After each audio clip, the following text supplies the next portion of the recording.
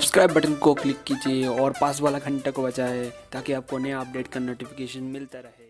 Hello दोस्तों, इस video में आप देखने वाले हैं सोनी HT-IV300 का साउंड टेस्ट पार्ट 2 वीडियो। और ये वीडियो शुरू होने से पहले मैं आपको एक चीज़ बता दूं, इसमें जो DTH HD का सपोर्ट दिया गया है, इसको इस्तेमाल करने के लिए आपको एम्पलीफायर में दिया गया USB पोर्ट का इस्तेमाल करना पड़ेगा। उसके अलावा इसमें जो डिजिटल प्लस दिया गया है, इसको इस्तेमाल करने के लिए आपको HDMI पोर्ट का इस्तेमाल करना पड़ेगा। ब्लूटूथ और NFC जो दिया गया है, उसमें सिर्फ आपको स्टीरियो साउंड का मजा मिलेगा।